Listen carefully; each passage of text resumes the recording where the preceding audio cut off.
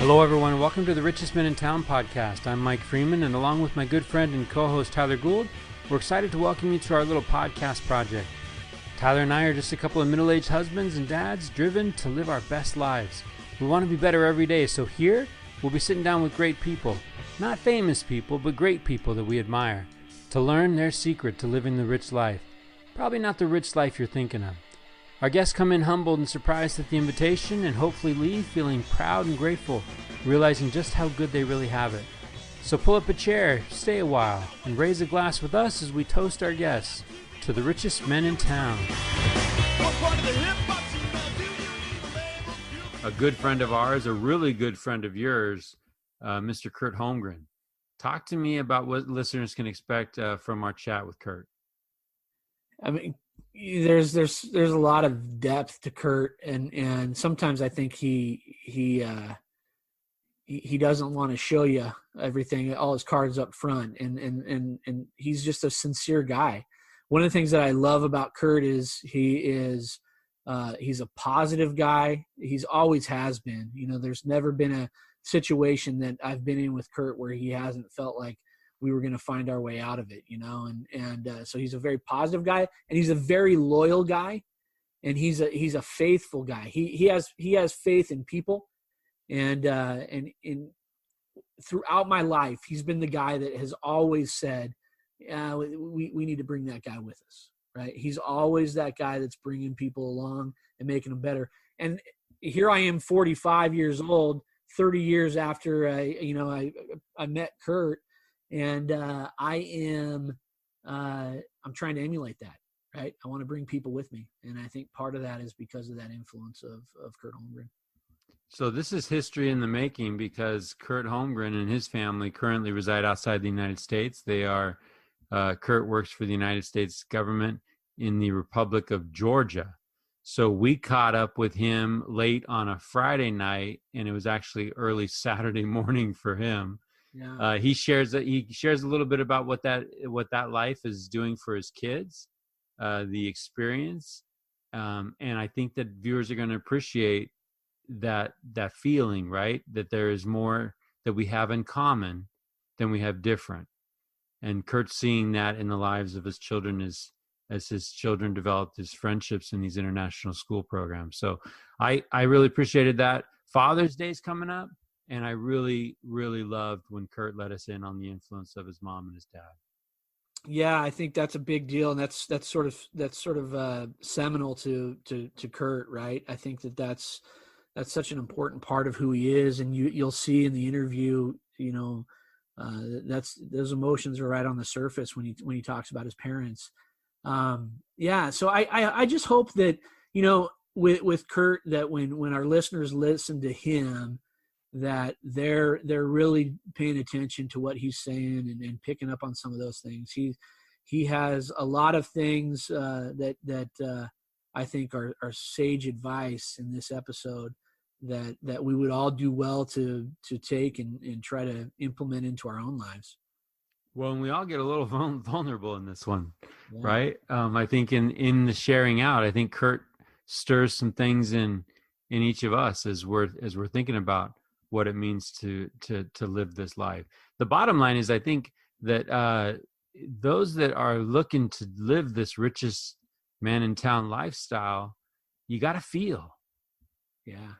You gotta open up, and you gotta feel, and you gotta maybe even share and express those feelings with the people in your lives. And I think Kurt does a good job of letting us in. You guys go way back, 30 years friendship, yeah. Right? So we talk about personal Mount Rushmore. This guy's on yours. Oh, for sure. And I, you know, like I said, I've been in some, you know, I've known him since I was like 14, 15 years old, you know, so there's some things that you get into with each other when you're 14 and 15 years old that you've experienced, and we've experienced some loss together, and we've gotten through some things together. You know, we've had kids the same ages, married around the same time. So we've had a lot of big moments in life that we've shared together, and you know, one of the things Kurt's taught me is loyalty and the value of good friends, right? And I think that's important, that we hang on to that and we surround ourselves with people that push us to the next level, right? That's what I want in my life. I want you, Mike, to push me to the next level, and all of these guests that we've had on The Richest Men in Town, these are people that I want to learn from so I can be pushed to the next level. And Kurt's certainly worthy of sitting in that seat and sharing some things with us. Yeah, I'm excited about what our listeners might feel. But remember, we got to feel and then we got to do something about it. So enjoy the episode. As always, this train is rolling along. The episode count's kind of ticking up. Every week we're dropping a new episode. If you like what you hear, wherever you get your podcast, please let us know. Give us a rating, give us a review, even jump onto our social media channels and just sound off and say, hey, I love this guy. I love what this guy shares. Or if you don't love it, right, let us know so that we can continue to improve. Enjoy Richest Men in Town with Kurt Holmgren. I don't know if I shared with you that thought. Talking about the things that we tell ourselves. I believe you did, but go say it again. Do it again. What we got? Got? So Michael Lewis. Actually, let me pull it up. So Michael Lewis had a quote. Same kind of thinking, like on the happiness front. Like I love the Covey stuff. Yeah. I'm not gonna lie, the T.S. Eliot thing, I'm still chewing on. The one I sent you earlier. Yeah. Yeah, that was that journey of discovery, and then we come full circle and we're in the same place for the first time, and it was just like, whoa. Yeah, I like that because Covey says before that, this is like the end of the book, right? He says, I personally struggle with much of what I have shared in the book, but the struggle is worthwhile and fulfilling. It gives me meaning to my life and enables me to love, to serve, and to try again. And maybe that's the deal, right? I mean, we have these principles that we sort of that we cling to and we adopt and we make them part of who we are, but then it's like this lifelong journey to try and perfect those same principles, right? And as you do it, you figure out how to be a little more loving, a little more compassionate, right? I mean, that's sort of the deal. I mean, yeah. When I was 25, I wasn't very compassionate. I think I thought I was, but I wasn't. And then as I've gotten older, it's become easier for me to sort of see, as I've explored and continue to explore, I can kind of see my own ability to be compassionate, and I see what it does for me, right? Again, I'm a selfish guy. Yeah. So let me read this to you. Yeah. So Michael Lewis says this. It's kind of a long quote, but I mean, I think that the gist of it's pretty good. Okay. As I've gotten older, I would say, starting in my mid to late 20s, I could not help but notice the effect on people of the stories they told about themselves. If you listen to people, if you just sit and listen, you'll find that there are patterns in the way they talk about themselves. There's the kind of person who's always the victim in any story that they tell, always on the receiving end of some injustice. There's the person who's always kind of the hero of every story they tell. They're the smart person. They delivered the clever put down there. I think that would be me. I think I'm always telling stories that paint me in a good light. There's lots of versions of this, and you've got to be very clear and careful about how you tell these stories, because it starts to become you. You are, in the way you craft your narrative, kind of crafting your character. And so I did at some point decide I am going to adopt self-consciously as my narrative that I am the happiest person anybody knows. And it's amazing how happy inducing it is. You did send me that quote, and I love that. I've shared that the end of that on a couple, because I was paraphrasing it to some people, but I love that it's interesting though that the idea of that we sort of shape our own our own narrative, right? Well, and it goes to that code, like I think of, I don't know anything about coding, but I know, you come up with the program, you code, you write the language, you execute the program, right? Yeah. You run it. Right. And when I hear Michael Lewis sharing thoughts like this, it just makes me think, what code are people walking around running, right? Yeah. And if you can change that code, right, you can change their experience. yeah, I think that's what I like about that is that it says, it talks about people being the victims, right? Because that's how they tell the story, or being the hero, and then him deciding, I'm just going to be the happiest guy that anyone's ever met, and that's going to be it. And regardless yeah, of circumstance, right? Like, come what may, yeah, I'm going to look at myself in the mirror. It's almost like, and I don't want to misrepresent Scientology, right, but that idea of emotions can be conditioned. Like, we can be conditioned to feel certain things, and if we tell ourselves enough, then it becomes true. yeah, And then I get really weird, and I think about that movie Inception. Our kids watched it the other night. Right, yeah. And I'm just thinking, like, what truth do you walk around, what code do you have walking around thinking that that's true? Yeah. Well, I think there is a lot of power in that, right? I mean, I joke around with my father-in-law. He'll always say, like, well, how was your day? And I'm always like, it was the best, and now he just says, every time I say it, he says, never a bad day for Tyler. Right. And I, it's sort of a joke between us, but sometimes you have to tell yourself those things, right? Because you don't want to let those moments of whatever weigh you down and take you off course. It's kind of the same principle of count your blessings, right? If we focus on the drudgery of life is drudgery, right? But if we focus on the blessings that we have, then life becomes a little brighter. And I've told you this before, but my youngest has a tendency to gravitate towards the negative, right? And she'll come home from elementary school, and I'll say, how was your day today? It was the worst day ever, right? And for the longest time, I'm like, well, tell me about that bad day, and let's work through the bad day. Now I just tell her, I go, you know what? I need 5 good things that happened today, and then we'll discuss that bad thing, right? And by the time you get through those 5 things, and now you're a little more animated as you're talking, as you're getting through the list, and you're starting to think about the fun that you had, and blah, blah, blah, blah, blah. And then now tell me about that bad thing. It wasn't that big a deal, And I think that's sort of, there's a lot of power. I'm a big believer in the power of positive thinking and how that can shape your environment. I really believe that with all that I am, Yeah, but it's almost like those habits, right? Atomic Habits, you a fan?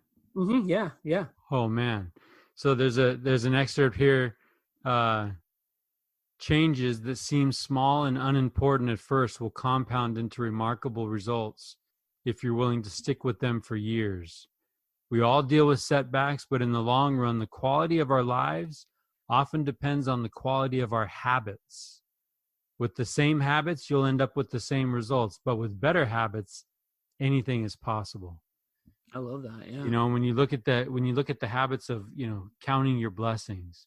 Yeah. When you look at the habits of prayer, when you look at the habits of journaling, right. recognizing those tiny movements in your life, and even tracking the progress towards goals, all of those things add up.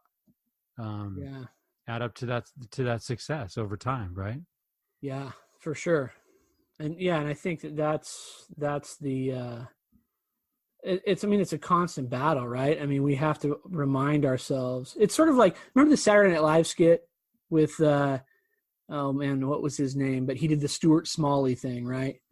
where he'd look himself in the mirror and he'd say, I'm good enough, I'm smart enough, and doggone it, people like me. You is smart. You is kind. Right. Right. So I think that there's some power in that, I mean, now you have people that'll say, well, I look in the mirror and what do we call it? The affirmations, right? You say those things that get you kind of jazzed up and ready to go. But I think there's a little bit of danger there, right? I think that there's a little bit of danger, like so many things that we talk about on this show. There's another side to that coin. Yeah. Right? Because if you're walking around telling yourself things that just are not accurate, sure. What benefit is that? Yeah. I think the trick is if you're saying I'm good enough and I'm smart enough, you're pushing to attain those realities, right? You're not just saying I'm good enough and then you're going out and kicking the feet out from under the person in front of you, right? But there's that human nature, right? There's that natural man that you say that to yourself enough and you start to think, by golly, my stuff don't stink. For sure. Yeah. And that's a great point. I mean, I was talking to somebody one time who was going to be taking a position that I had for a while. And they said, what's some advice that you can give me? And it was a leadership position. And I said, here's my advice. Don't believe the hype, right? You go out and you be you and you do you for the betterment of other people. But when they start singing your praises, don't believe the hype. Continue down that path of being you, right? Don't think, oh, well, maybe I'm this, right? What everyone says I am. You have to allow yourself to be grounded. I think that's an important thing, right? Well, okay, but a true story, like just today, I had somebody shooting all kinds of sunshine at me for this program, right? Mm-hmm. Somebody was a big fan already. Right. Who is somebody? I want to. 7 episodes in, and this person is like, man, that is something else. And I shake it off a little bit, right? Yeah. As is my custom, because I kind of have a defense. I don't want to be proud because I know the danger of pride. Right. And so I naturally, I put up like a deflection a little bit, right? Sure. And I say something like, oh yeah, well, hey, 2 things. Number 1, I am who I am because of people like you. Sure. Right? Because of the influence that you have in my life and right. and you rub off. And then the other thing is we're doing this work because we have a lot at stake. Tyler and I are trying to be better husbands and fathers, and that work is important. And so, that's where the great things that you see coming out of this, that's where that's coming from. And he said, yeah, go ahead. No, you, please. Well, he said, okay, stop. Let me teach you how to take a compliment. That's so funny, dude. I was just going to say this, Mike. I that's sort of my go-to as well. I'm a deflector of the compliment. I like to put it back on them. Hey, you know what? I couldn't have done it without you, right? Hey, you're doing this. You know what? It's if I didn't have you around, what would it be, right? And I was doing that to someone a few years ago, and they were trying to compliment me about something, and I was doing the same thing you were doing, and they just stopped and they said, Tyler, you need to learn how to take a compliment. And I was like, yikes. Right? Well, here's the lesson too. The lesson was, okay, stop. Let me teach you how to take a compliment. You take it in, and I get what you're doing. I understand why you would want to deflect. I would understand why you wouldn't want to inhale. Right? Because there is a natural man, and we can start getting kind of puffed up. So take it for what it is. Thank the person that gave it to you, and then send it up to heaven. I like that. Who is this wise person that you're talking to? Why aren't they on our show? I like that. Yeah, he will be. He will be. Yeah. So that's great advice, man. I think that I struggle with that, but part of it is because I sort of have this idea in my head that I want to be grounded. I want to be humble. I want to be And I also want to recognize other people, because I do have a personal philosophy that the whatever good that I am or that I have is really a culmination of experiences with other people, right? I do have that philosophy. Whether right or wrong, Well, I've got a little philosophy too that's called Alma 5. Yeah, I love that. Right. And to me, it's like, if I'm doing any good, I'm hoping it's because of who I'm reflecting. Yeah, right. That if they see me, that they might know what I believe and who I believe in as a result of what they see me do. Yeah, I love that. And I hate to go Jimmy Valvano. Like, we can go George Bailey and Jimmy V every episode, right? Yeah. But I thought there's one part in that SB speech when he says, "I remember where I came from. It's so important to know where you are. I know where I am right now." And I love the idea of that, right? Like, I know where I am right now, being that self-awareness and the importance of knowing exactly who we are, what we're doing, and where we're doing it. Well, I mean, that whole philosophy is penned throughout Alma 5 as well. Yeah. Right. Kurt Holmgren, man, welcome to the richest man in town. How are you, sir? Hey, good. How you guys doing? I'm doing well. I want to introduce Kurt Holmgren as our first international guest. Residing internationally, anyway, right? Residing internationally. So richest men in town have broken the U.S. borders, and we are now joined. We have Kurt joining us from the Republic of Georgia. How are things in Georgia? Pretty good, except this morning my laptop died, so I had to scramble to borrow my wife's. The electricity here, sometimes the grounding's not so good. So as soon as I plugged it in, it popped my my transformer. So, that could get expensive. But all's good. Yeah. Well, we are. Got to run down. We are excited to have you on the program, and I don't know if you've caught any episodes. Have you caught any episodes yet? Yeah, I've listened to a little bit of some of them. So, yeah. It's a commitment, man. It's a commitment. So we understand that. I think it's awesome you guys are doing. I think it's really cool. We're always. I feel like we're always looking for ways to try to figure out ways that we can help out and do things to inspire people and just improve the world around us. And I think it's cool you guys are doing this. And Mike, I can see you're like sitting on your bed at home, or where are you at right now? I'm at my mom's house. Not his mom's bed, dude. Not even his bed. All right. Easy. No mom jokes. No mom jokes. I like how you have a whiteboard in the background. I like your whiteboard in the background, like you're like working on some graphs and stuff. Well, I was gonna have a message on it, like Kurt, don't screw this up for us. You know what I mean? Like that on there. I'm sitting in my son's room. I got like the Mandalorian posters in the background with the like Harry Potter books and stuff on the shelves back here. Nice. Hey, more importantly, what did you think of that opening track? Oh, it's a great track, man. I love that guitar line. What do you know about that song? I know that Tyler and I wrote that when we were trying to, come up with some catchy tunes, but that was like 20 years ago, man.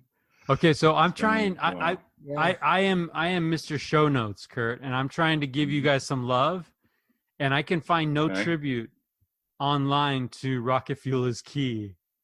I don't know if you have any internet footprint at all. Like, did you ever exist? You know what? It was early days of the internet, and there was no YouTube at the time. There was no social media of any kind. We had nothing. So we actually recorded that in this guy's garage for like $100. And literally it was his garage with like a little mixing board. And I don't know, we did a couple takes on some of the songs. And when we were done, it was kind of like, all right, what are we going to do with it now? Because there's nowhere to share it or anything. And so, you guys couldn't even come up with a name for what? on that song, it came to me labeled unnamed. That's true. Yeah, that's right. We didn't have a name for it. But here's the reality of We're it. not that creative, right? Most of the songs that Kurt and I wrote, we would come up with the music, and then we'd have a show like 2 or 3 days later, and we're like, crap, dude, we need lyrics for this song. And then it'd be like a mad scramble just to write stuff down. So a lot of our songs, that song actually has lyrics that I really like the lyrics in that song. Some of our songs are straight movie quotes. Some of them are just like straight inside jokes for 3 minutes. I mean, it is what it is. Yeah. The city of Reading, man. That entire song is just like a whole string of like inside jokes. Yeah, right. Exactly. Well, talk to me about the lyrics. Tyler, you were giving me some of those lyrics. I basically spent maybe a week of my life looking at royalty-free songs for the podcast. And then I reached out to Tyler. I'm like, look, all of these sound like a YouTube video. Like, this is not going to happen. Do you have anything that we won't get sued over? And he's like, hey, let me reach out to Kurt and see if we can come up with something that we own, right? And so he sent, I think you guys worked it out. 3 tracks come to me. I listened to the unnamed and it was like done. Texted Tyler, said, it's that one. But then it turns out that there's like thinking man lyrics behind it. Unnamed had some good lyrics, man. Yeah. We were Kurt, we were ahead of where the Interrupters, right? They're writing the same kind of lyrics that we're writing now. Or they're writing what we were writing back then. But yeah, I mean, look, that song, what's the stand tall, you lead, that's what the out crowd needs, right? That's sort of the hook in the song. And you're trying to be inspiring, you know?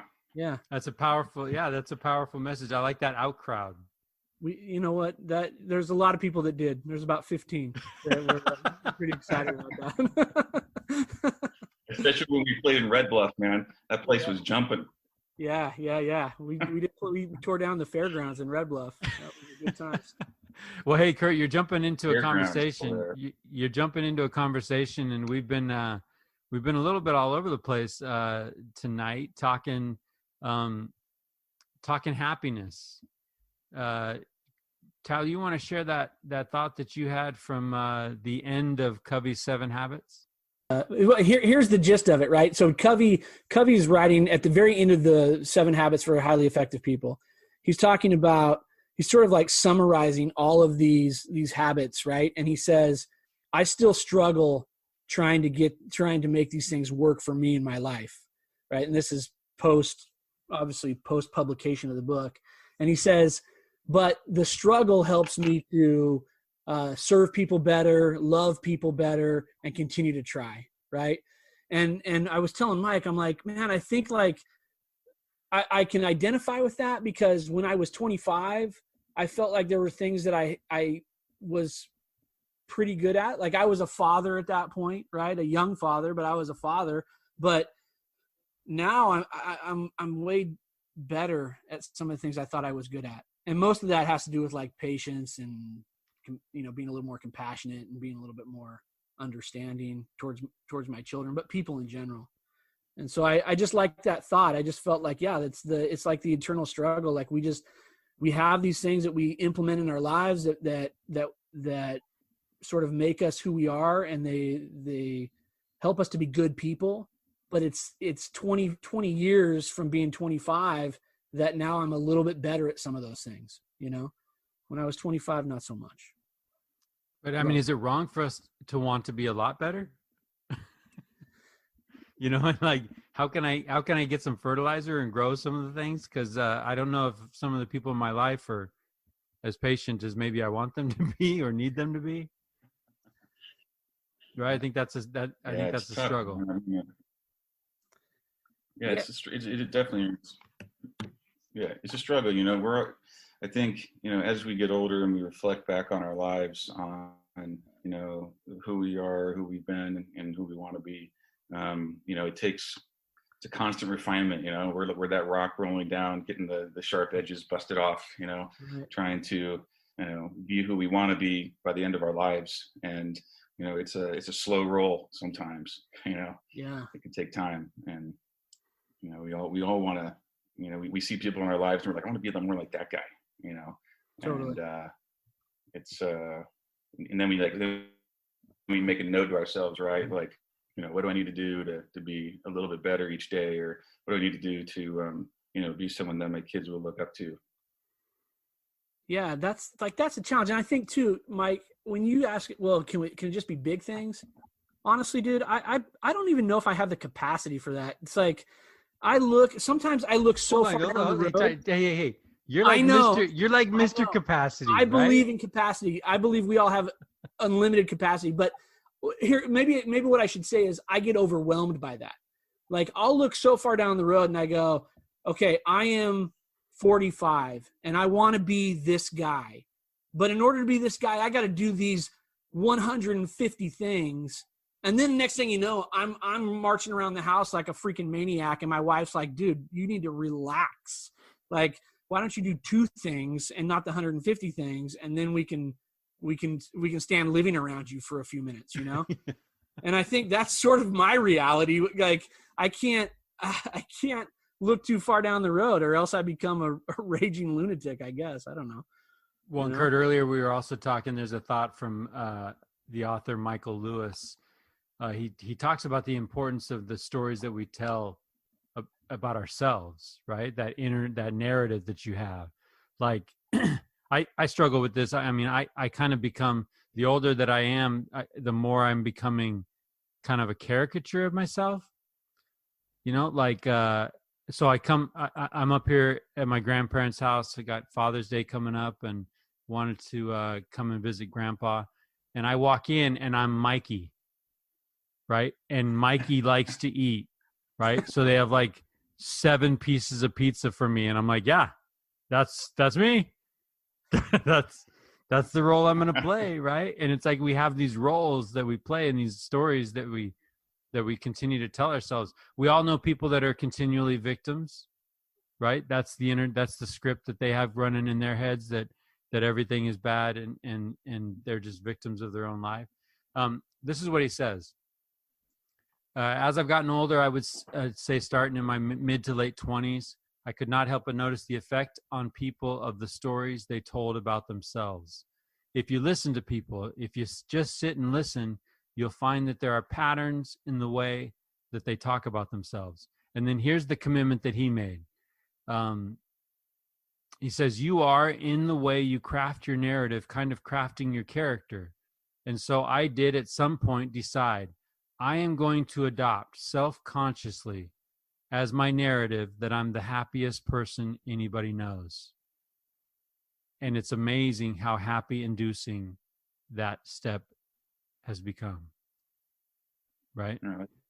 That story of I'm going to put this on every day and it just so happens to work. Right? Maybe it frames the way he sees the world around him. And I don't know if happiness is that easy. I don't know if you've discovered some inner script that helps you be and do the things that you're doing with your family in your life out there on the other side of the planet. But as you hear those thoughts from Michael Lewis, what does that stir up in you? Yeah, I mean, I think that kind of comes down to like choices, right? I mean, there's certain circumstances in our lives that we can't help, we can't affect. But our attitude is a choice. And, if we consciously make a decision as we're self-reflecting on ourselves, if we consciously make that decision that, I want to be happy, I'm going to reflect that in things that I do and I say, and in my behavior. And, I think if we ourselves that and we try to strive for that, it can only be a good thing. I think for like one example for me, for my family is, things happen at home where, somebody's doing something they're not supposed to, and you can get mad at them and be like, hey, you're not supposed to do that. And, hey, put the dishes away, whatever. And, not to say that people don't get mad, sometimes they do, but I try to think about like, okay, is this something that after I get upset about, am I going to feel like I need to go apologize for it? And I try to like step myself back a bit and be like, you know what? It's just better not to get upset about it. Then I just have to go back and apologize, and I feel bad about it. And right. So, it doesn't happen all the time. I still get mad sometimes, but I feel like I'm a pretty laid back dad. And, but I try to think about, I want my family to be happy, of course, and so I try to think about how I have that effect on them, and that for me, that's one of the strategies I guess I use to try to keep happiness in the home, as the father, and yeah, I mean, well, I think it's funny that's my kids have been working, but I think it's funny the saying "happy wife, happy life." An unhappy dad can ruin things too. We get going. Sure. Watch out, right? Yeah, that's legit. And I will say this about Kurt, because I've known Kurt for a long time. What like 30 years, man, right? Something like that. 30 years, man. 30 years. Yeah. All right. So I've known Kurt a long time, but he is super laid back. Our daughters are about the same age, our oldest daughters. And they were outside playing at my parents' cabin when we were up there hanging out, and they climbed into the back of, they climbed in the front seat of Kurt's car, which was like it was a nice Mercedes, man. And it was an old one I was borrowing from my dad. Yeah. Yeah, and it was like a stick shift, and they knocked that thing out of into neutral, right? And that car rolled 30 yards. Easy, and hit an oak tree, square in the bumper, buckled that thing pretty good. Nobody was very upset about that. I mean, maybe you were later, but I just remember like we were all pretty low key about that whole deal. Maybe it was just because we were our kids lived, so that was good, right? It could have been a lot worse. The higher thing, right? Like what could have happened, because there's kids running around out there. That's true. And just a few minutes before, there was kids walking out there, and when our daughters kicked the thing into gear, into neutral, and it rolled back and hit the tree, we were like, man, we're glad nobody was back there, And the car, it was like $5,000 to fix it, by the way, because it buckled like the roof part of it. And so, yeah, it was, and it wasn't even my car, actually, it was my dad's, but he was super cool about it. I explained it to him. He was like, yeah, don't worry about it. Oh my so, gosh. Hey, Kurt, Tyler for 30 years. I know you for a little bit, right? I mean, you were in Reading for a little bit. And when your good friend, Tyler Gould, reaches out to you and says, hey, I got this podcast thing and I'm working on it, and it's called Richest Men in Town, and I would love to have you as a guest. What goes through your head? Well, first thing was, I actually need to give a disclaimer here quickly. It says that all the opinions and things that I say on the show are my opinions, and they're not those of the U.S. government. So that's awesome. I work for the U.S. government. And so that's my disclaimer statement. That's perfect. No, but that's so awesome. You're not only our first guest coming to us from international territories, you're the first guest with a disclaimer. Yeah, with a legal document prior to the opening of the episode. So that's awesome, dude. There's this great quote that my old boss used to say. What's that? We might grab that soundbite and just play it at the beginning of every episode. Yes. There's this old quote that my old boss used to say when I lived in Kazakhstan, and they've attributed it to a couple different people, but one of the people was Abraham Lincoln, which was, and I printed it out so I could say it exactly. It says, better to remain silent and be thought a fool than to speak and to remove all doubt. So we should probably end this podcast right now. That's the message. Because I'm thinking of digital is forever, right? That's what I'm thinking, right? I mean, you put something out on the interwebs, it's there forever. So for a long time, yeah. And that concludes our program tonight. All right. Yeah, I know. I mean, I thought it was cool. Like I said, he explained to me what you guys were doing. It's one of the struggles actually that I find sort of just every day is trying to find ways to give back and find ways to do something good, and I listened to a little bit of, some of the podcasts and the ones that can get access to. Some of the links weren't working, Tyler. You got to work on that. Sorry. And then, no, I was listening to it, and I'm a man of faith, and I listened to some of the stories and some of the folks that were talking, and some of them I know, right? I know some of your guests from time living in Reading who are old friends of mine as well. And I thought it was a cool thing and a good opportunity to, if there's like one thing maybe I can share that would be, positive for somebody, then great. Yeah. And Kurt, from the very beginning, when Mike and I were talking about doing this, I was telling Mike, I'm like, one of my skills in life is I'm really good at making everything about me, right? Like I'm super good at that. So we do a podcast, and like honestly, my first thought was, yeah, if we could get people on that could tell me something on how I could be better, that would be awesome, right? Like that's the whole crux of it, is like I walk out of this and hopefully my wife is like, hey, you seem like you're in a good spot right now. I'm like, oh, cool. I'll keep doing this, So, hey, Tyler, let me ask you this. You know Kurt very well. When the topic richest man in town comes to mind, why do you think of Kurt? Well, man, there's a lot of reasons. Cue love music, right? Yeah, cue touring the city of Reading, maybe. I don't know. But I think a couple thoughts that I have about Kurt is, one, your family. Like you're a family guy, and and I've known you since, it's weird, we've known each other since we were like 15 years old. So yeah. I've seen sort of the evolution of Kurt to a certain degree, but I also I've known Kurt's family. Like Kurt comes from a family that is honestly one of the most giving, generous families I've ever been around. When I was 15, hanging out with Kurt has 2 brothers and a sister, right?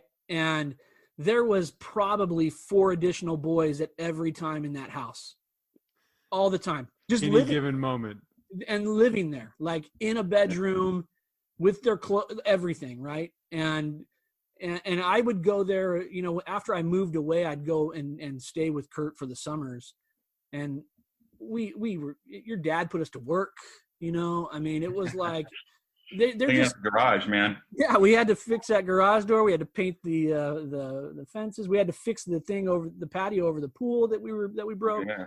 Right. So I mean, so you guys, it sounds like you guys were creating your own work. Yeah. That's what Kurt's dad would have said. To do. But his family was inspiring to me, and even after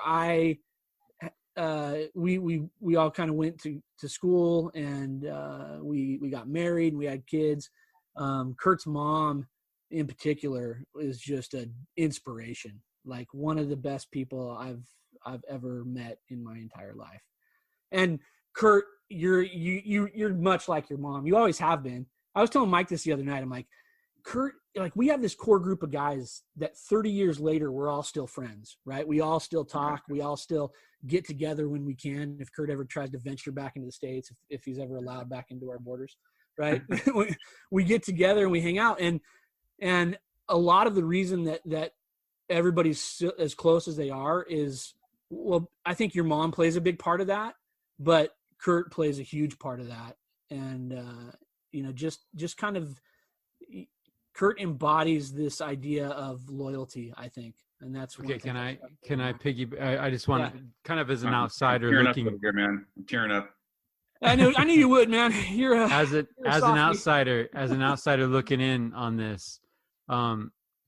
Just to kind of let people in, we have a pre-show call, right? We had Kurt. We had a conference call. I think I jumped in late and left early, so it was classic move on my part. But in that call, I heard you guys talking about a friend of yours growing up who was reluctant to go to early morning seminary, right? Seminary is a church class early in the morning, and there's a lot of reluctance getting kids to that class. But I remember hearing something like Kurt saying, we're going to stay in this car and we're not leaving without you, kind of stuff. Right. Oh, yeah. and we'll leave the friend unnamed, but Kurt, can you let me in on why you did that? Well, I mean, it's Tyler and I. We we basically figured, hey, if we're getting up and we've got to go down to at 6 a.m, and drive down to the church building to go sit in seminary class. I'm like, you're coming with us, man. And our friend was like you said, he was reluctant, but I think at a certain point he realized there was no he had no chance. He needed to come because we weren't leaving. And I think it was just we were close friends and we cared about each other, and we knew that it was somewhere. While we didn't always listen, we didn't always get the most out of it, we didn't always attend the full class. Sometimes we just rolled in at the end to check the box that we were there. I mean, but we knew it was somewhere we needed to be, and we knew it was somewhere that we wanted our friends that we cared about to be too. So that's why we did it. Yeah, I think that I get the misery loves company, but I think it's that bigger impact, right? That greater impact is the place where you guys had some formative experiences, right? Well, and if you don't bring your friend there, if you don't have that band of brothers kind of mentality, and it's just it's not all for one for all, and you're just like, okay, screw you, I'm out of here. Yeah, right. Things happen. Exactly. And, we didn't want to be there alone. We weren't there just to edify ourselves, We want the people that we care about and love to be there as well. And the crazy thing, right, is that, we went to, I guess it was 4 years of seminary in all. I can't think of a specific lesson of all that time, but I have a feeling, I remember the feeling of being there, and I remember what I felt when I was there. And I knew that the seminary teacher, in this case, who I still occasionally keep contact with, was a good dude. He was a really good guy, and he was doing his best. And I feel bad this day as an adult myself, saying, man, I was pretty uncool of us sometimes, and rolling in late and things like that. But he was such a good guy, and he got up every morning and prepared a lesson for all of us. And I appreciate that, because I see my kids going through seminary now, and I know what it takes. And my wife has been done some seminary teaching, and so have I. And it's but I remember that feeling, and I knew that it was the place we needed to be. And I think it helped shape. I think it helped shape our lives. Helped shape us where we were going. Yeah, for sure. One of the things that we talk about a lot on this program is kind of hinge points, right? Hinge moments in your life, and I think that for that friend, you guys were huge influence on where that friend ended up, right? Where that friend, whether he attended that class or not, whether he had those experiences with you or not. And if he doesn't, he's probably somewhere else today. Right? Well, we all had a big influence on each other. He had a big influence on us as well. Sure. In a lot of ways. He was like sort of a larger than life. He is a larger than life personality. He's one of the funniest guys you'll ever meet. Yeah. But it was, and I can tell you right now, that he's a wonderful father and husband, and he has lived a great life, and he continues. Such a spiritual guy now too. Like he's not afraid to. Yeah, I love that. Yeah. And when I do talk to him, the phone call always ends with, "Hey man, I love you." And I'm glad you're doing well, and how's the family? And we've been friends also for, well, I've known him even longer, but over 30 years. It's a friendship based on taking care of each other and then watching out for each other and caring about where they end up in life. So Tyler started off that love fest between the two of you with some kind words about your mom, right? Could you let us in talking about the influence of your parents growing up and what they mean to you? We'll try to do it without crying. Right. Because my mom passed away back in 2011. Okay. She was always my dad's fantastic, but my mom was always the spiritual anchor of our family. Yeah. And she was a no judgment kind of person that she never cared about, any frivolous things, any things that are inconsequential. She loved, all of us kids, unconditionally. And then she also loved all of our friends and other people that showed up at our door, and Stray boys. She was a mom to everybody. Yeah, absolutely. She would I think she went to Costco like twice a week to fill up our refrigerator because there were so many people at our house eating all the food, and like, those big 2-gallon jugs of milk, those filled up the refrigerator. Yeah. Because she was buying food for everybody because she wanted it to be a place where people felt, comfortable, that they could come to and feel, feel comfortable and feel like they can be themselves. And, and she just, when people would walk in, she would give them hugs, and she would just, make sure they know that she cared about them and loved them. And, she went on to, after I left home, she went on to be a seminary teacher, and taught seminary for a number of years. She was the most selfless person that I've ever known. Always giving of herself.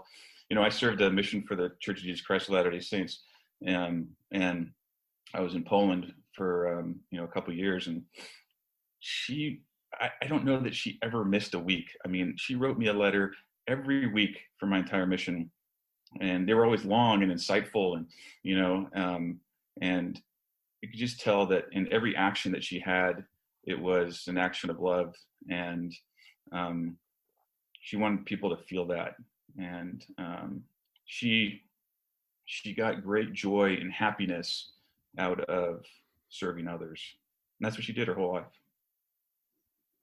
Well, I appreciate you sharing that out, Kurt. I can just remember.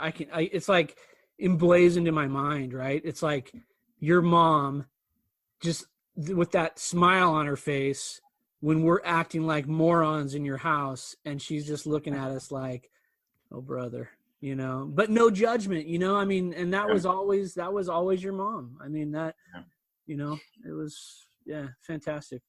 No matter how many times Mike would throw the controller at the Nintendo when he was losing a Tecmo Ball, he would still keep it cool. That's a classic move. Hit the reset. Well, Bo Jackson was overpowering in that game. Oh man, he was so good in that. Unbelievable. But listen, look, one summer I was staying at Kurt's house, and I happened to be the only guy at the house. I don't know where everybody else was, and Kurt had this VW squareback that he wanted. We chopped the top off, welded the door shut, got it painted. That thing was a masterpiece at Earl Scheib's, right? $400, man. Those paint jobs were awesome. Is that legal? Can you do that? Well, cut the top off, weld the door shut. I don't know if you can do it anymore, but you could then. We didn't ask anybody. That's right. And we got the endorsement of Kurt's dad, so that was good. He was cool with it. But Kurt's mom asked me to go pick up the car from the paint shop. You remember this, Kurt? And I get down there. I get a ride from this friend of ours, and she drives me down there, and I pick up the car, and I throw my wallet out of my back pocket onto the dashboard of this friend's car. So I jump in the car. I'm driving down the freeway at however fast. It seems like 300 miles an hour when the chop's topped off, right? And you have no top, and the doors are welded shut. But I'm flying down the freeway, and the hood wasn't latched, and so it flings up and smashes into the windshield. And there was no windshield wipers on, so the bolts where the windshield wipers on just like penetrate the hood, right? And I have to pull over. I'm driving with my head out of the window. I out of the side. I pull over, shut it, and I continue on my way. And just a few minutes later, I get pulled over by a police officer on the freeway. And he says, "No good deed goes unpunished." That's right. He says, "Let me see your license and registration." So I open the glove box, and it's empty, dude. There's nothing in that glove box. And so I said, "Well, I don't have it." And I go to get my wallet, and I go, and funny enough, my wallet's not with me either. And he says, is this car even yours? And I said, well, interesting you asked that. It's not. Right? So he writes me a few tickets, and I drive the car home. I get it home, and I walk into Kurt's house, and I said, Sister Holmgren, so a couple things. Right? The car is probably going to have to go back and get repainted, for one. For two, here's the tickets that I got on my drive home. And she didn't even ask me what the heck happened or like give me a sideways glance, man. It was just like, okay, thanks for your efforts. And that was the size of it, man. Now your dad was a different story. He gave me a whole ration of grief about it, but yeah. Hey, before we move on though, Kurt, yeah, thank you for sharing from your heart those thoughts on your mom. How do you honor her today? I try to live my life, the way that she would be proud of me to do, to live.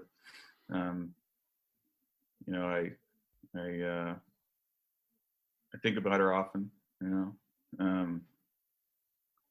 I think about, would my mom be proud of me in this situation? It's been 9 years or so, and still get pretty choked up talking about it. Yeah. Yeah, I think that's a sign that she did it right. And I think really that's the spirit, that's the essence of what we're trying to do here in our lives. And if anyone listens, and it happens to benefit them as well, because we've been open, Tyler, with other guests, that we don't have unlimited tomorrows, and we've got to get this thing right, because other people are watching, right? So you're a dad now, right, Kurt? Yeah. How many kids? Give me some ages. Oh man, I lose track because they change every year. So we've got 5 kids. My oldest is 20. She's serving a mission for our church in Barcelona, Spain right now. She's been in lockdown for like 8 weeks or more. Yeah, wow. But she's almost done. She comes home middle of next month. Super proud of her. I have another daughter who's 19. We just got her back from the States. She was stuck there for 3 months because of this whole quarantine thing, and she just got back here on Monday. So she's actually here in self-isolation for a couple of weeks. But she's also going to serve a mission. She has her mission call to the Philippines, but because of COVID, she's delayed for a while. And then my other daughter Zoe, she's 17, and then my son Noah is 14, and my other son Max is 11. So I had to think about that, because like I said, changing every year. People ask me what grade they're in, and I'm like, because overseas the schools, the way they do grades, they call it like secondary first, secondary second, which is like secondary first is a freshman, so it's like secondary school. So I always get confused. I just tell them how old they are and how tall they are. Like I hold my hand up, they're like this big. Yeah. Yeah, you figure it out, right? Yeah. Let me ask you this, Kurt. I mean, you talked about your mom and her influence, and your dad I love your dad. He's a straight shooter. That's what I loved about your dad, and he would always give us grief about everything we did. But what's the influence of your dad? Like, tell me about that, like on you, and what do you see yourself picking up from? You talked about what your mom's influence is and the things that you try to emulate with your mom. What about your dad? Yeah, for sure. My dad, he's been a great influence on my life.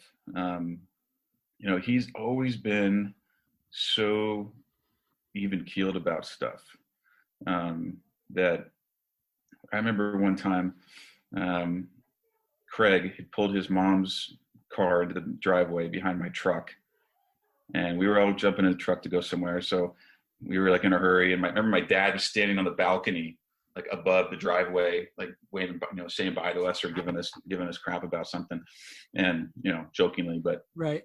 And I was like, yeah, whatever, Dad. And I put it in reverse, and I started to go backwards and forgot that Craig had parked his car behind my truck, and I went, boom, and and I think he yelled. He was sitting in the back of the truck, and he yelled. He's like, something like stop. And so, but I hit his mom's car, and I was like, oh, you gotta be kidding me, man. like it's not how I wanted the night to start. Right. And my dad saw the whole thing. He was standing up there, and here am I hitting this car, and it was this rather expensive car, and I was like, oh shoot, man, what's that going to cost to fix? And my dad, he was just the coolest guy about it. He was like, all right, he's like, don't worry about it. He's like, Craig, take it and get an estimate. We'll get it taken care of. Like, that was it, and talk about a cool head. It's something that I've tried to emulate. Doesn't always work, but he's always been just a stabilizing factor in that regard. He's also one of the big things that that I got from my dad, and I continue to get from my dad. And I still call my dad for advice all the time. He's 80 this year. He still acts like he's 70 or 60.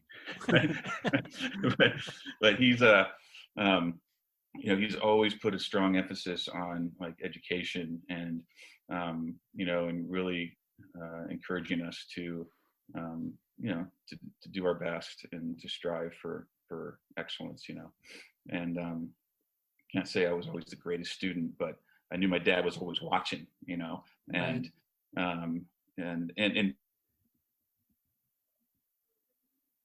I've always, with every son, right? Like, we want to make our dads proud of us, and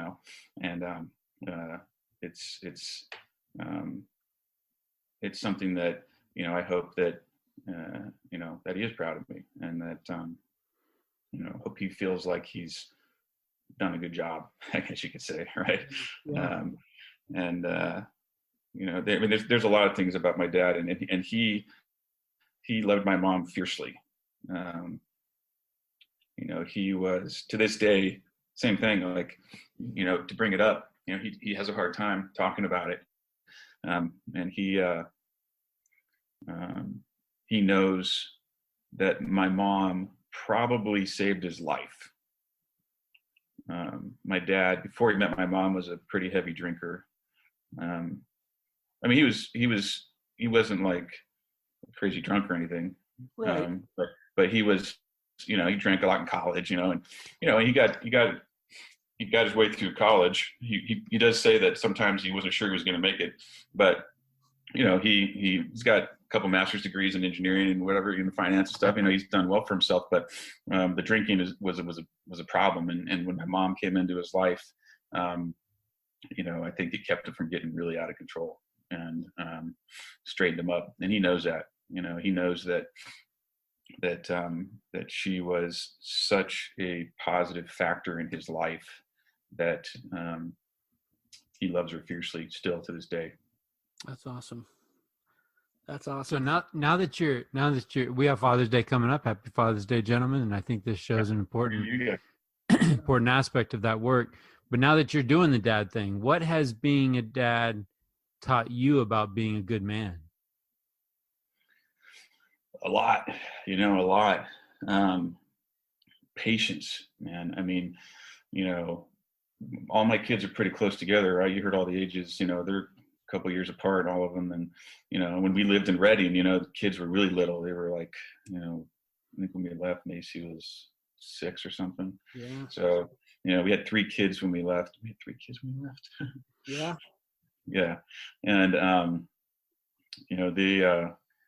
we didn't sleep a lot. There was a whole lot of like holding 2 kids and like patting backs. And, I remember Macy, she was the worst sleeper. Like, we'd put her down in her crib, and she'd lay on her stomach, and she'd insist on someone patting her back until she fell asleep. And so I would like slowly pat her back, and then like the progressions would slow, I'd be like, do you slowly pat? And then finally there'd be the last pat. And then I would start to step away, and then she would turn over and look at me like she hadn't even fallen like even a little bit asleep. And she's like, where are you going? I'm just like, oh, like, I just want to go to bed.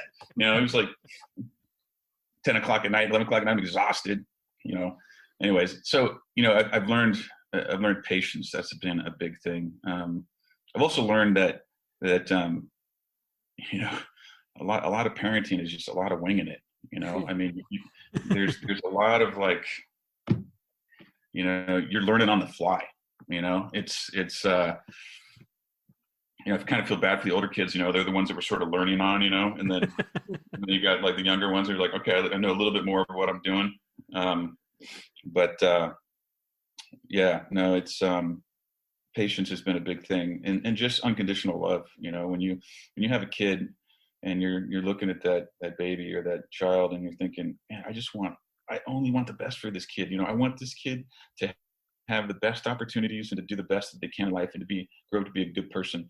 And, you know, that's the core of it. And, you know, I don't have any great philosophies about fatherhood. I mean, I read quotes and books and stuff that, you know, there's like so much good information in there. And I'm like, that's fantastic information. Now I got to go put the kids down, you know. It's like how to apply that stuff to your life. You know, I think that what it comes down to for me is just getting up every day and trying, you know, just what can I do to make, you know, make life good for my kids, to, you know, make sure that they turn out to be good people. And what, you know, how can I be a positive influence in their life? And it's an everyday thing. And, you know, I learn new things every day. I try to put them in situations that help them grow. I try to expose them to things that are positive, that will make them, you know, sort of self-reflect and think about who they are and who they want to be.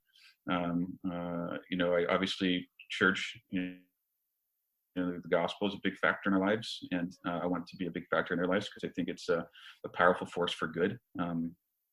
And so we work diligently to do that. You know, even when the kids were little, you know, some people are like, not some people, I guess we think this too. It's like, why am I bringing my kids to church? Like, they don't understand anything. They're screaming and like running around in the hallways. You know, they're not getting anything out of this, and I'm not getting anything out of it because I'm chasing them through the hallways, right?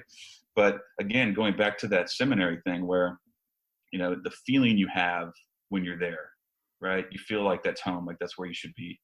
And we want to make sure the kids don't feel like it's somewhere, you know, foreign to them when they go to church. Yeah. We want to make sure they feel like, hey, this is I feel comfortable here. This is where I should be. So, you know, that plays a big role in their lives and in our lives.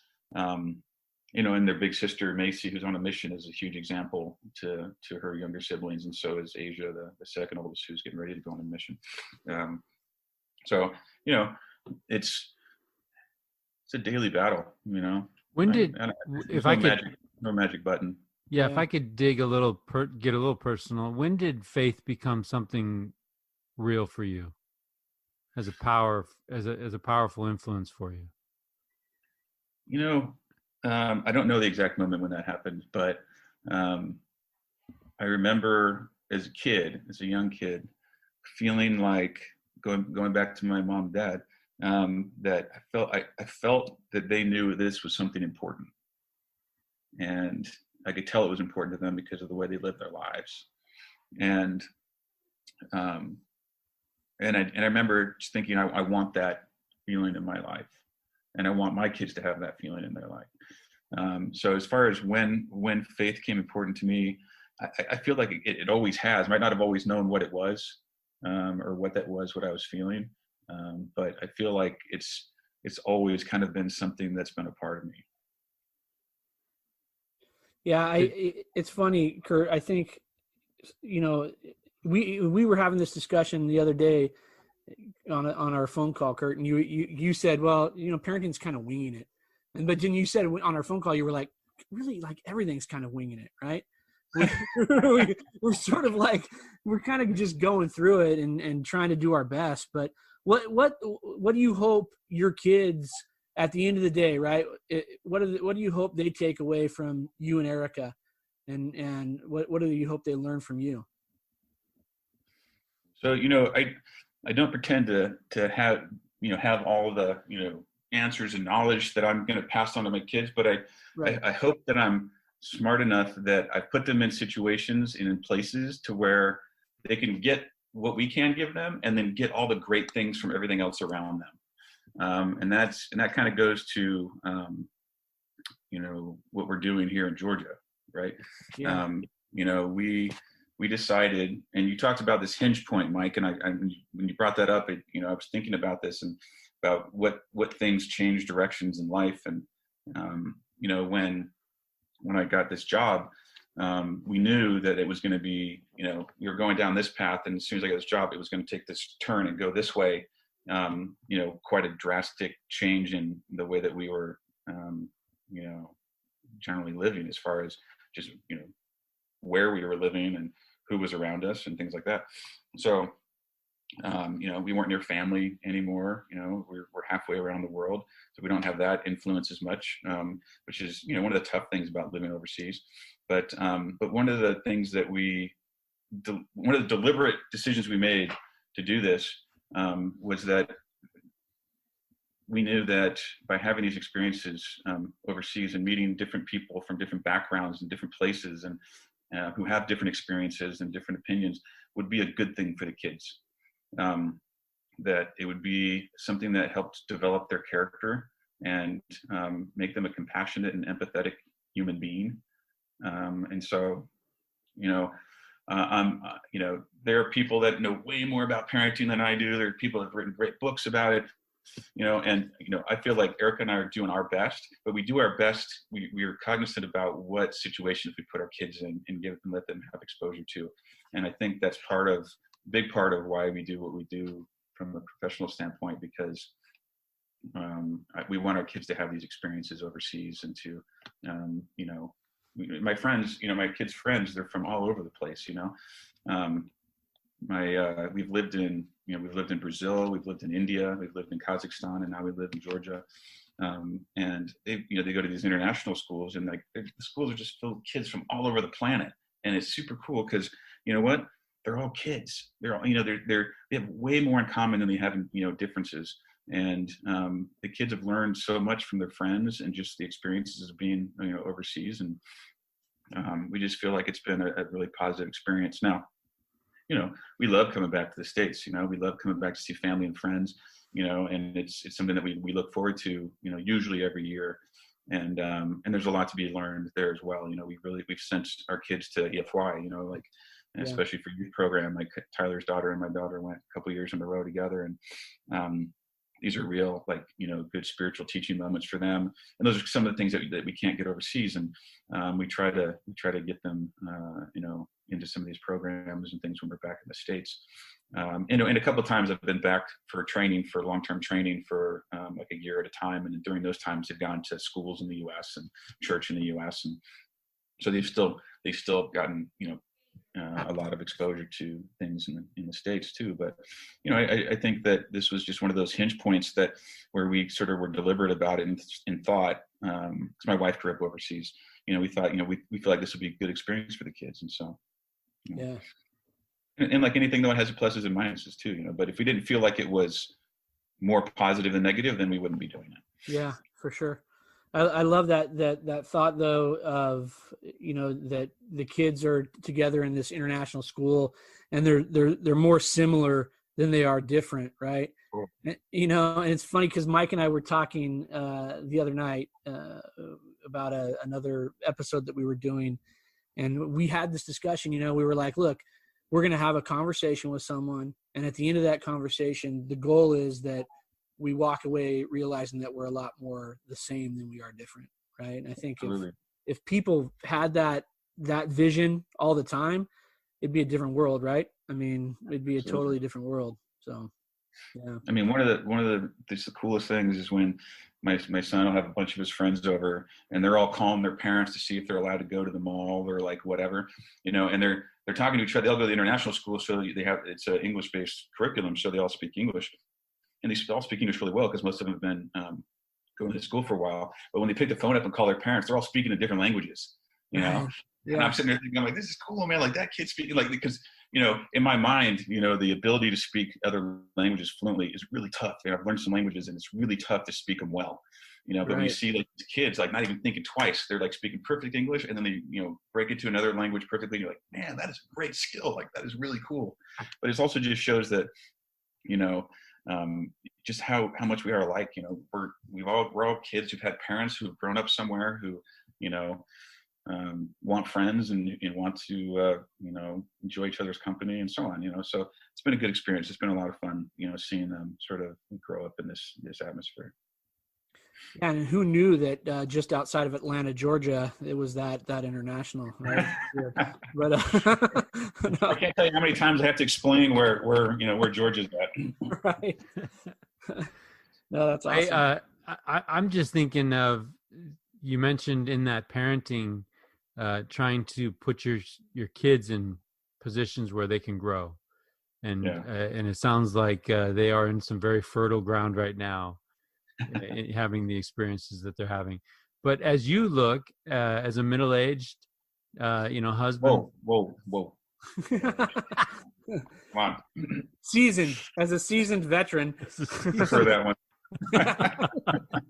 Middle age makes it sound like I can go buy a new car or something right now. All right? You gotta go buy a Harley. All right. So where you're at right now, looking back on things, is there something that you hold as truth that you know, and the only way you know it is because you learned it the hard way? Yeah, lots of things. I mean, you know, one of the first things that comes to mind is don't disappoint your mom. Yeah.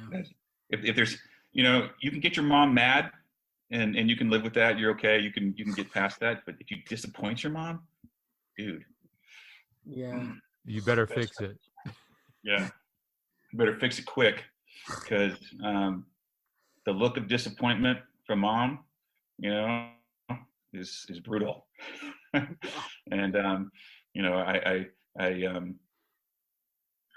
know, it's one of those things where it's you don't want to have to learn that one the hard way, but there's, you know, most people do, I think, you know. Yeah. So yeah, no, there's plenty of things. I'm thinking of, you know, some other things, but disappointing mom is a rough one. Yeah, it's funny. I can think, like, I just have this, you know, there's like this list. I sometimes you know, I jokingly tell people, like, I'm a slow study. Like, you know, they'll be like, I'm like, I have to repeat things over and over again before I get it right, you know? And the unfortunate things, the things that probably mean the most to me are the things that I've had to really struggle to learn the hard way. Right. Yeah. How to be a good dad. Right. I've done things as a dad that I'm like, oh, you know what, why did I do that? Right. I've done things as a son. Oh my gosh, why did I do that? And then even like truths that are like eternal truths in my own mind, it's taken me, you know, I wish I was quicker to just embrace things and be able to and dive in. I have a lot of respect for people that have that ability, right? To have the, it's tough, right? I mean, we've all got pride, you know, we're all trying to overcome that. And, you know, we don't like to feel like we're wrong, you know, we don't want to feel like we don't know what we're doing, but, you know, truth is most of us don't know what we're doing. Well, and usually, and I'm thinking, Kurt, of your answer about disappointing mom, and that disappointment, you know, we've made mistakes before, but when the disappointment card gets played, there's that, they know. Yeah. You know, a lot of times we make mistakes, and a lot of the mistakes don't get necessarily spotlight attention. But when that disappointment card gets played, everybody knows, and everybody had higher expectations for you. For example, like, I'm thinking of something that I learned the hard way, and I disappointed my own child, right? My kid. And so the same thing that you're feeling about disappointing your mom, I think when you take a loved one, period. I remember you talk about messing up as a dad. I remember one time my daughter messed up, and I was in the other room, and my wife was talking to my daughter about the mess up. This was a long time ago, and she was a little girl. And I heard her say, "Is daddy going to hit me again?" Because I spanked her one time. Mm-hmm. And I heard that. Done. I'm never going to put my hands on my kid again. Right. And that's, everyone's got different strategies on that. I get it. But me in that spot, hearing that from my daughter, I was done. I felt like I had violated that trust. Right. I felt like I had disappointed her. And I felt like the worst dad on the freaking planet in that moment. Right. And there's been times since. There's been times since with my own kids where they looked at me and said, "Really, Dad? That's your best?" You know? And there's been times too when, you know, when you have parents disappointed or your wife's disappointed, man, it just makes me really, really grateful that we have a gospel, right? Really grateful that we have a plan of salvation that is based on the fact that we are going to muck things up and we have a way to fix it. Absolutely. Tyler's sitting there like he's never made a mistake. Tyler's like, "What are you talking about, Hey, Mike? I can't think of any." Yeah. I mean, you guys can Here I'm being all vulnerable. I'm being vulnerable, and Tyler's like, "Man, Mike's being vulnerable. That looks awkward. I'm done." What I was thinking was the two of you can fill up enough airtime with your mistakes. I'll just let you guys do that, and I'll be happy with it. But I had a big list printed out of my mistakes, but I'm gonna. But you know, it is one of those things though that, like, unfortunately, and we've talked about this before on different episodes, but I feel like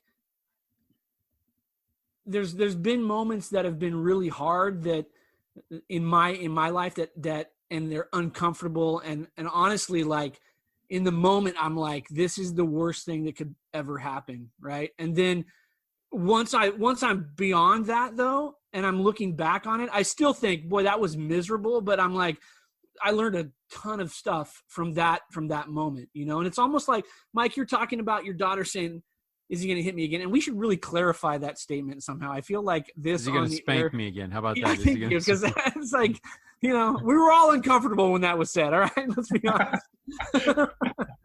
but the reality is like, hearing that, you hear that, and that sucks to hear, and maybe that reminder when you think about that moment, you kind of go back there, but that's a moment that you learn from, right? I mean, Kurt, you talk about disappointing your mom. I mean, you have that happen one time, or maybe I think I did it 2 or 3 or a dozen times. I don't know, but you have that happen, and you're immediately like, I don't want to do that. Like that was the worst thing, right? And Terrible feeling. Right? Yeah. It kind of propels you to be better. And that's what I'm thinking. Like if we went through these things that were hard and they were terrible, and we just like buried them, and then we keep doing it again later on down the road, life would really suck, and we would be alienating ourselves pretty quick, right? So honestly, like for me, I think about, I was telling Mike, I'm a pretty optimistic guy. Like I do take a lot of pride in trying to find the good in my situations, right? But I've had some pretty bad situations, and I hang on to those too, because I look back and I don't want to forget sort of that feeling of, hey man, you could do better than that, you know? Like, I think that's important. That's important for me, right?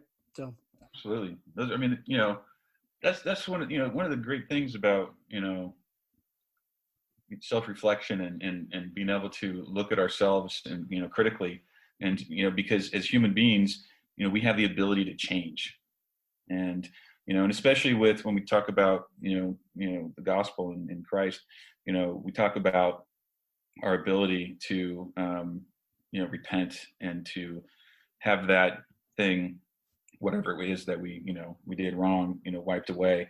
And not that we forget the lesson that we learned from it, right? But that the feeling that we have from having done something that we know that was less than, you know, honorable, positive, that right. that we can learn from that, you know, and that we can commit to ourselves that, hey, you know what, we're not going to, whatever that thing was, I'm not doing that again. It made me feel terrible, you know, repenting from that thing, not doing it again. That's a great you know, thing to have in our toolbox of life. Totally. And I think too, like when we talk about, like for me, when I think about what do I want my kids to take away, like that, the lessons that maybe I can give them, it's that, right? Our mistakes don't define us, right? And we can move forward. We can shift our direction at any time, right? We have the capacity, we have the ability to do that. And I think my job as a dad is sort of to be a facilitator of that, you know, like Sydney totaled our brand new car. She has a record since she was 3, but she totaled our car, right? She's 18 years old. She totals our car, and that sucked. I'd bought it like 6 months prior to that, you know. But at the time, it's like I see where she's at in her anguish in that moment, and I'm just like, what good is this going to be if I flip out, right? And if I can somehow convey some compassion and some love and mercy, right, too, at that moment, then maybe it kind of reminds me of Kurt talking about his mom, right? Yeah. Like if it's not consequential, totally it doesn't matter. Yeah. Right? Like I to have that filter of like what's really important is your daughter's okay. Yeah. And stuff is stuff. And I know that's not, I mean, stuff can be expensive. Yeah. Right? And so it's super easy to say stuff is stuff. Very expensive. So. Right? Oh, stuff is stuff. But in the end, it is. Yeah. That wasn't the Ford Tempo, was it, Tyler? What's that? No. Ford Tempo, was it? No way. That thing's under a tarp in my garage. I don't let that thing go out, you know? I hope you're storing that thing, man. It's a classic. Absolutely. It's a classic. I think I took my driver's test in a Ford Tempo. It was a good ride. It's a good ride. Fine machinery. You know, it makes me think of you know, something that when I was thinking about this about your podcast and about things that we're teaching our kids, and you know, one of the things that I've tried to instill in my kids is that it's important to know how to lose. Yeah. Because you're not always going to win in life, right? There's a lot of stuff you're going to lose at in life. Yeah. And I think this is one of the things that, you know, that sports will teach you too when you're young, is that, you know, you're not going to always win the game. And so especially Raiders. Oh man, you're a Raiders fan? No, I'm not. Tyler's got that learn how to lose thing down. Yeah. We should have a show on the Tuck rule. We should just bring it back. Don't go there. And when I say, you know, learn how to lose, you know, it's not just graciously, but also that, you know, what does that feel like, right? And what are you going to do about it? You know, yeah. 2 is to have empathy for times when you do win and you see other people who have lost, whether it's you got the promotion or, you know, your sports team won or whatever it is. Yeah. But, you know, it's important that kids know that, you know, life can be tough. And, you know, the more that you know and figure out how to deal with those tough times and how to overcome them, it will, you know, pay big dividends as you get older. So yeah. I know it's not groundbreaking or anything, but, you know, I've taught my kids that, you know, that look, yeah, it stinks to lose sometimes, but guess what? What are you going to do about it?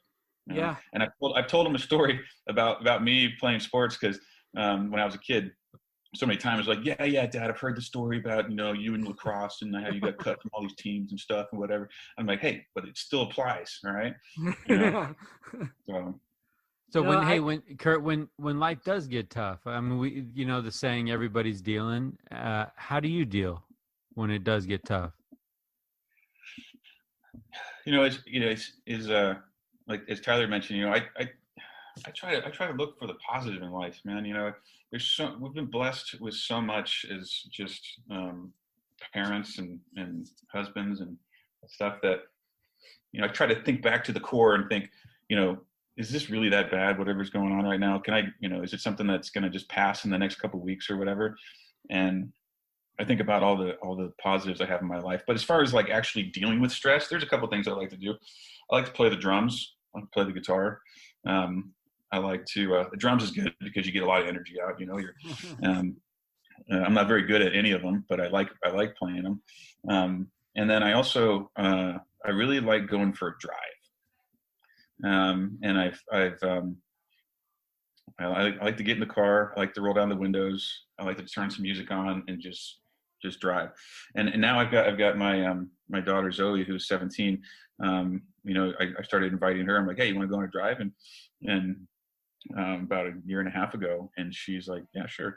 And so now she asks me, she's like, Dad, we're gonna go for a drive? I'm like, yeah. Like last night it was like 8:00. She's like, hey, you want to go for a drive? I'm like, let's go. You know, let's get in the car. We drive to downtown Tbilisi.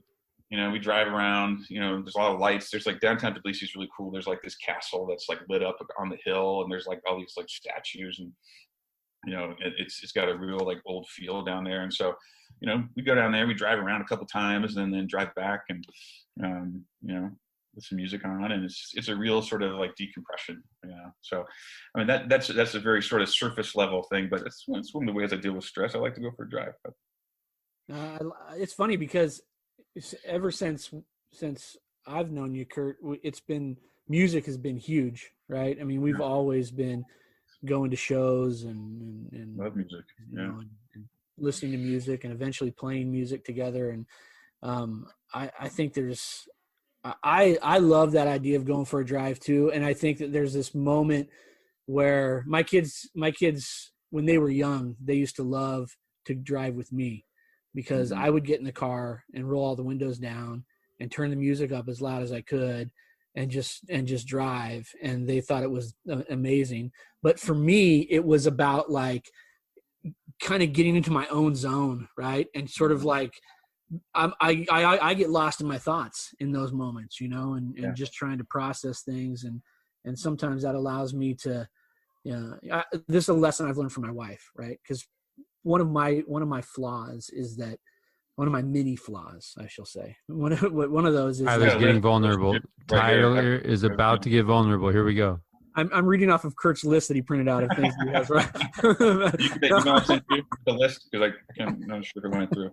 But it's that I have this need to want to settle things immediately, right? Like if there's a bump in the road, we're going to hash this thing out right here and now. And sometimes we're going to hash that out when I'm riding on red, right?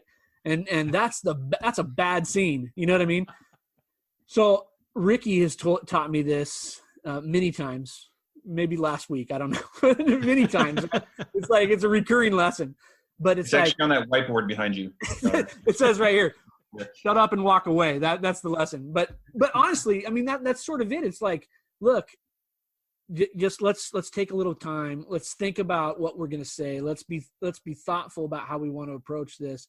And that drive for me, because I do the same thing. I like to get in my car and drive with the music on. It for me is stepping away and letting myself kind of get recentered and come back and say, okay, let's, typically the way these end up is me just saying, okay, you were right. And, and here we go.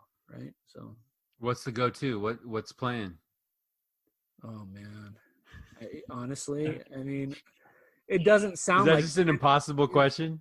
The list is long, but I usually, if in doubt, I err on the side of Rancid. That's always my, so, but the list is long, as Kurt can attest to that. So. But I think I like that point, Tyler, that you made, that, sort of quick to resolve. A lot of the, different leaders and prophets through time have talked about, be quick to forgive. And, I find myself, if I'm not quick to forgive, I'm holding on to something because somebody did something to me and I'm really upset about. Yeah. It doesn't do anybody any good to do that. And, this, like I said, and this isn't new information either, right? I mean, the power of forgiveness is huge, and the quicker you can let something go, the better off everybody is. Yeah. And you can get on with life. And it's a powerful tool, and I think living a happy life is to be quick to forgive. Yeah, and I'm still working on that. I'm still working on that one, and I want to be. I know. No, I'm not saying that it always happens quickly. I'm saying that's something that I strive for. That's a positive thing to strive for. Yeah, I totally agree. I want to be there, and I know it every time that I need to forgive. And I've shared this quote with Mike before, but John, by the way, he said in a talk that holding a grudge is like drinking poison and hoping the other person dies, right? I mean, we're only damaging ourselves. And yeah, I love that. I mean, I think it's a powerful thing if we and it's something that I'm, like you said, I'm striving to get there. It's not perfected in any stretch. So Kurt, I'm picturing your life, and I'm picturing the places that you and your family have lived. And on one side, there's incredible richness there. And I think that would be a blessing. On the other side, you've probably been exposed to a lot of different cultures, a lot of different faiths. How do you keep your faith?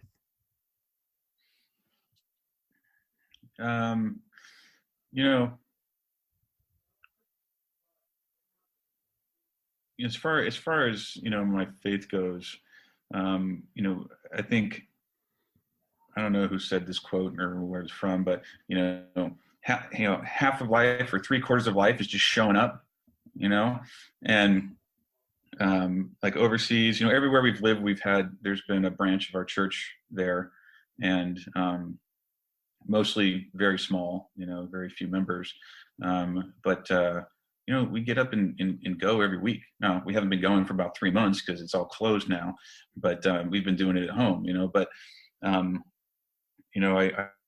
make sure that even if I don't feel like it, or even if like I'm irritated about something else, or I have something on my mind, or I'm busy, something's really busy at work or something, I never, unless like I'm out of town or something, like I never want to miss church, and it's something that I know. And a lot of times I'll go and I'll be like, I don't want to be here right now because I'm, got something else in my mind. I don't want to be here, and sometimes it can be really difficult to pay attention because a lot of times we'll have church translated into multiple languages. So you're trying to like keep track, and it's hard to sometimes feel the spirit if you're trying to you're listening to like multiple people talk, and, and if you don't understand what's going on, it can be difficult. But again, it's that feeling of being there, and everybody's trying, we're all trying.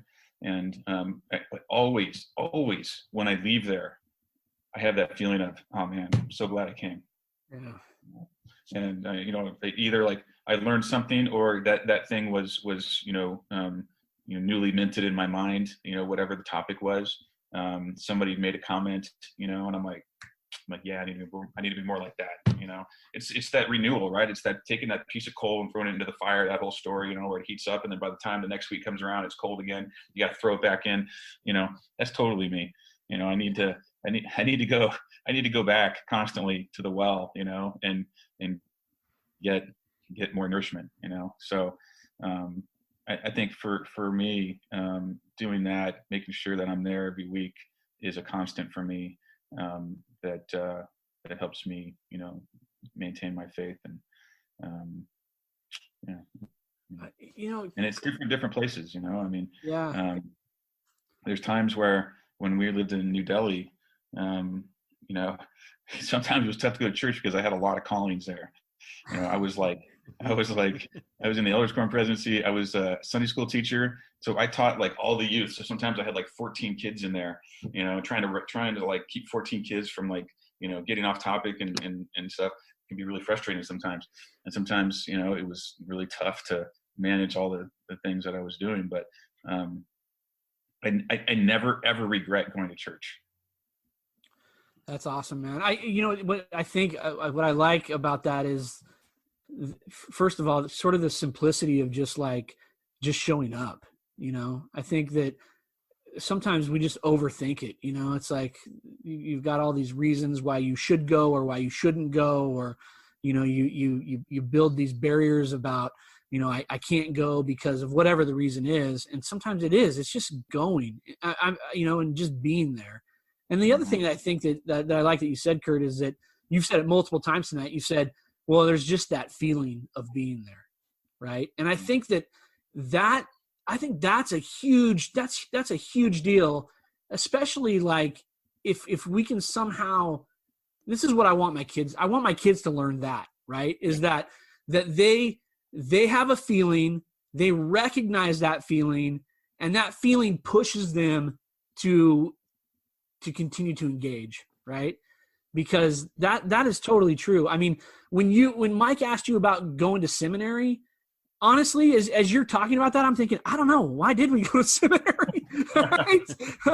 I mean, honestly, but as you're saying, it was that feeling, yeah, that's 100% it. That's 100% it. I can't tell you a lesson, right, from seminary, like you said, but I know the feeling. And I've had that experience myself, where I've thought, I do not want to go to another meeting today on Sunday. I've been at church for 6 or 7 hours, and I got another one tonight. And I walk out of that door almost angry that I'm going to this meeting, right? And I swear I remember one occasion in particular where I go to this meeting, I'm super irritated, and then as the meeting goes on, I walk out of that meeting, and I literally said to myself as I was walking to the car, "Thank God I did that," right? Because that is exactly what I needed. Yeah, that's a powerful deal, man. It's almost that committed life. You make that decision once, and you set the course, and you forget it, right? It would be exhausting to have to convince yourself to do the right thing every time. Yeah. Right. Every Sunday, it's like, am I going to go to church tonight? And I admire, Tyler, your story with your mom. I just admire folks that are doing it, and they're doing it on their own, right? And they're taking that parent that's taking all the kids to church, and it's like, man, how do you do it? But it's make the decision once, lock it in, and that's what we do. Yeah.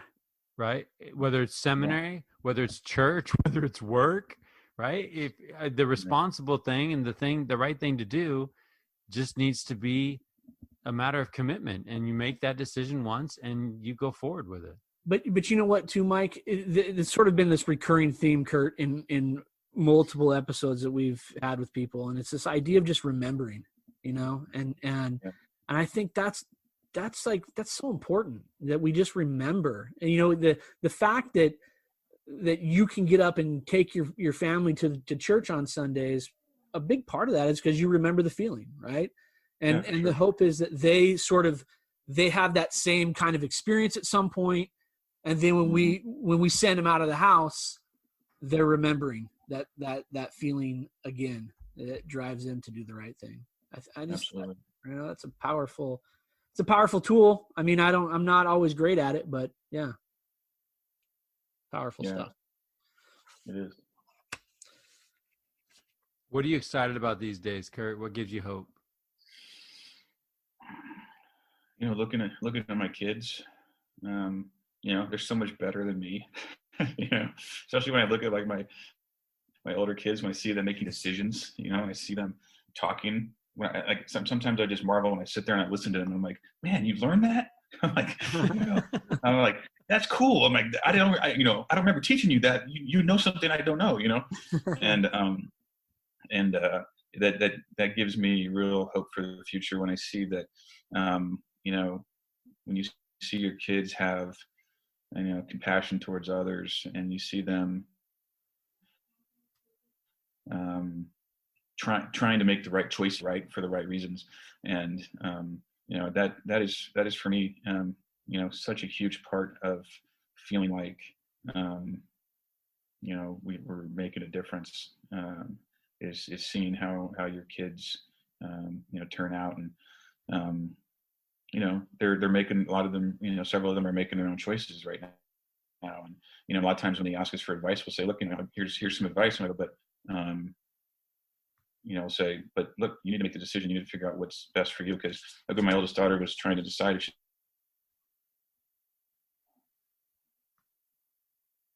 was going to go on a mission. When she was growing up, she's like, that's fine. We didn't push her or anything. We didn't say like, you have to or anything like that. We didn't say any of that. We're just, and then she calls us one day. She's going to, when she was at college, and she's like, hey, Mom and Dad, I think I want to go on a mission. And we're like, okay. And she calls back the next day. She's like, nah, forget it. I'm like, come on. We're like, okay. So we were supportive, and we said, look, this is a decision that you have to make, and also I'll give you my impressions and my experience, that it was a fantastic experience, not just, as a spiritual experience, but just as a just growing up experience for me, and hopefully people that I came in contact with, hopefully it was positive for them too. And I go, it's an opportunity to, impact other people's lives and to do something outside of yourself. And, we gave her advice, but, the decision was 100% hers. And then she calls back, a week later, whatever, she says, all right, I'm going. And then and because we live, halfway around the earth, she basically had to do it all herself. We weren't there to help shuttle her through like the doctor's appointments and like go and see, talk to get her interviews done and all that. She did all that herself, Wow. and then submitted her paperwork. And then, when she got her mission call, we did a 4-way Skype thing. And because where were we all? Like my daughter so she was in the States. I guess the rest of us were here. I wanted to say one of my daughters was like on a sports trip in a different country or something, but we said, because we were all like on this call. Anyway, when she opened her mission call, and she really wanted to learn Spanish, is one of the things that she put on her request, and she got called to Spain. So, but when I see my kids making good decisions, I certainly can't take all the credit. I'm definitely not, but I just feel like, yes, I'm like, something worked, something seemed to work in that. And I know that it's definitely, a combination of a lot of things. And I know that my kids, benefited a lot from the teachers and people they had, either, not just in church, which was a huge part, but, in school, and the other positive influences they had in their lives, and from their family members, extended family, from their friends, and I'm just grateful when I see them making good decisions. And that's what gives me hope. I think that when we look towards the future, it's we want our kids to be, not groundbreaking either, right? We want our kids to be better than us. We want them to make good choices and to be happy. Yeah. Very, quite simple line, but not always easy to. No, that's a big deal. Shoot, you and I were talking about this the other day, Kurt. It's like, my daughter's 20, my oldest is 20, and my youngest is 10, and I'm stressing out every day about, and my kids are doing it. They're making the right choices. But I still am worried, right? So you're right. When they come back and they start to make some of these decisions on their own and they're owning it, yeah, it makes me proud, but more than anything, like you said, it makes me excited for their future and the people that they'll come in contact with. Like the influences that they'll have on people is a big deal, It's well, listen, Kurt, this show is the richest men in town, right? And we end every show with the same question for everybody. And so what does it mean for you to be the richest man in town? I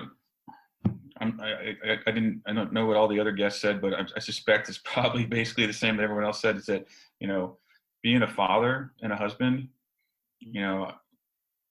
it's I can't think of anything that's more fulfilling in life. And it truly makes me feel like the richest man in town when I know that, when I think about having been blessed with a wife and 5 kids who I absolutely adore, and who help me want to be a better man. Yeah, I love it, man. That's totally different than what everyone else said, by the way. No, well, $1 million in the bank also would make me one of the richest men. Yeah, that's true. But I don't have that, so. Yeah, you have to settle for the other. Kurt, I want to thank you for your time tonight. Actually, tonight or tomorrow morning. I think it's tomorrow morning for you. So 9 a.m. here, man. You are a world away, but it was great to connect with you, and it was great to be reminded of those things that are going to help us all be the best versions of ourselves, do better, be better, and try to be those dads and husbands. Happy Father's Day. The Freemans send love to the Holmgrens, and so likewise. Tell everyone there that we think about you guys and miss you. Love to see you back in the States sometime. That'd be amazing. Yeah, we got to make it up there to Reading sometime. Yeah, it's not out of the way at all. San Diego's not bad. If you're down there, we can get down there and catch up with you too. Well, we're hoping to get back to the States this summer. If we can get back there, we will. So awesome, man. Well, hey, dude, it's opportunity, guys. Yeah, this has been great, man. It's been fun to catch up, and 30 years, man. 30 years. I'm looking forward to 30 more. Can you imagine that? Be 75 dude. Just rocking out, dude. I'm excited about that, honestly. But But honestly, Dude, if Kurt, you're 75 and you're still playing Rancid on whatever media device we're playing 30 years from now, props to you. I hope to be. We'll see what But happens. hey, just so you know, those cars aren't going to let you drive fast, and they're not going to let you play loud music, man. There's going to be some governors on them. That's right. Well, you know what? Here's the thing, and I mean this in all sincerity. You know, I was telling Mike the other night. I said, you know, Kurt has probably been one of the biggest influences in my life, and you're steady as they come. You are loyal as they come, and you've got good taste in music, which doesn't hurt anything at all, right? So, but hey, man, we love you. We appreciate you. I'm grateful for you, and I look forward to our next conversation. Right back at you, man. You know, you guys, you know, growing up with friends like you and Mike and Alex and everybody, you know, it was a real blessing in my life and continues to be. So appreciate the friendship. For sure. Take care. We'll do it again, and tell Erica and the kids that we said hello. All right. Take care. Same to you guys. Hey, you better find a way to market that track, man. Already am. I'm telling you. Well, I'm getting requests, right? And it's like, hey, that song is straight fire. How do I get it? And I'm like, good question, man. Good question. Just tell them we'll have a compilation. That's right. That's right. We'll release a tape. An 8-track. 8-track. All right, man. Be safe. Take care. Right. See ya. Bye.